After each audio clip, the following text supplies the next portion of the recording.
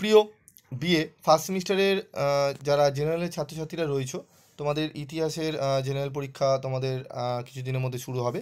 তো একদম লাস্ট মিনিটে তোমাদের বাছাই করা প্রশ্নগুলো নিয়ে আলোচনা করব। যে প্রশ্নগুলো বলবো সেগুলো যদি ভালো করে যাও, একদম 100% কোশ্চেন তোমরা কমন পেয়ে যাবে। তো কী কী প্রশ্ন রয়েছে সেগুলো অবশ্যই বলবো, এবং এর সাথে কিন্তু উত্তরগুলো নিয়েও আলোচনা আমি করব। চ্যানেলের সাথে থাকবে, তোমরা সব প্রশ্নের উত্তর কিন্তু পেয়ে যাবে। তো কোশ্চেন প্যাটার্ন তোমাদের 5 মার্কসের 3 কোশ্চেন, 10 মার্কসের 2 কোশ্চেন এবং 20 মার্কসের 2 কোশ্চেন হয়।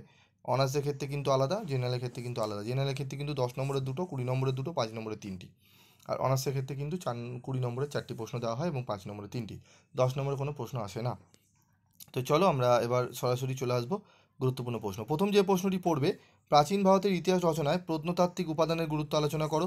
বৈদিক যুগে জাতিভেদ প্রথার ওপর আলোকপাত করো, অত্যন্ত গুরুত্বপূর্ণ। গান্ধার শিল্পের ওপর টিকা লেখো। ঋগ বৈদিক যুগের সমাজ ব্যবস্থা সম্পর্কে টিকা লেখো।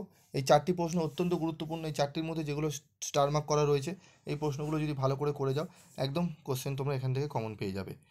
ঋগ বৈদিক যুগের ধর্ম সম্পর্কে টিকা লেখো। তারপর হচ্ছে দেখো, আলেকজান্ডারের ভারত আক্রমণের কারণ ও প্রভাব আলোচনা করো। বৌদ্ধ ও জৈন ধর্মের মধ্যে পার্থক্য আলোচনা করো। ভারতের মধ্য ও প্রস্তর যুগের বৈশিষ্ট্য আলোচনা করো, অত্যন্ত গুরুত্বপূর্ণ এই প্রশ্নটি। মেহেরগড় সংস্কৃতির ওপর সংক্ষিপ্ত টিকা লেখো। যেগুলো স্টার রয়েছে ভালো করে তোমাদের কিন্তু পড়তে হবে। বারবার বলছি, এই প্রশ্নগুলো ভালো করে পড়ে রেডি করো, ঠিক আছে? আবারও বলে দিচ্ছি, একবার দেখে নাও, মিলিয়ে নাও। তোমাদের আমি স্কল করছি, তোমরা একবার মিলিয়ে নাও। 5টা প্রশ্নের মধ্যে দেখো 1, 3, 4, 5 স্টার মার্ক রয়েছে। 6 নম্বরে স্টার মার্ক নেই, তবুও এগুলো পরে পড়বে, আগে স্টার মার্কগুলো ভালো করে পড়বে, ঠিক আছে? এরপর দেখো 10 নম্বরের প্রশ্ন রয়েছে, মাইক্রোলিথ সম্পর্কে এটা টিকা লেখো। তো 5 নম্বরে এই 10টি প্রশ্ন ভালো করে পড়লে আশা করি তোমরা 3টে প্রশ্ন কমন পেয়ে যাবে, ঠিক আছে? এবং তোমরা যদি আরও এক্সট্রা কোনো প্রশ্ন পড়ে থাকো, তাহলে সেগুলো তোমরা দেখতে পারো, ঠিক আছে? তো চলো এরপর আমরা 10 নম্বরের প্রশ্নগুলো দেখে নেবো। 10 নম্বর প্রশ্ন দেখো, ইতিহাসের উপাদান হিসেবে মুদ্রার গুরুত্ব লেখো, অত্যন্ত গুরুত্বপূর্ণ। মুদ্রা ও লিপির গুরুত্ব এবার আসার সম্ভাবনা প্রবল রয়েছে। ষোড়শ মহাজন পদ সম্পর্কে একটি প্রবন্ধ লেখো। ঋগ বৈদিক যুগের অর্থনৈতিক জীবনের বৈশিষ্ট্যগুলি লেখো। বৌদ্ধ ধর্মের উত্থানের কারণ আলোচনা করো। বৌদ্ধ ধর্মের উত্থানের কারণ কী ছিল? প্রাচীন ভারতের ইতিহাস রচনায় দেশজ সাহিত্যিক উপাদানের গুরুত্ব, ঠিক আছে? প্রাচীন ভারতের ইতিহাস রচনায় বৈদেশিক সাহিত্যের গুরুত্ব আলোচনা করো। তো এখানে তোমরা পড়বে লিপি ও মুদ্রার গুরুত্ব পড়বে, দেশজ সাহিত্যের গুরুত্ব পড়বে, উপাদানের গুরুত্ব পড়বে এবং বৈদেশিক সাহিত্যের। এই 3টে পড়ে নেবে, 100% তোমরা নয় 10 নয় 20তে একদম কমন পাবেই পাবে, ঠিক আছে? এর সাথে পড়ে নেবে ষোড়শ মহাজন পদ সম্পর্কে আলোচনা করো এবং ঋগ বৈদিক যুগে অর্থনৈতিক জীবনের বৈশিষ্ট্যগুলি লেখো। এই প্রশ্নগুলো ভালো করে পড়বে, ঠিক আছে? তারপর রয়েছে আমাদের দেখো প্রাচীন ভারতের ইতিহাস রচনায়, এটি গেল।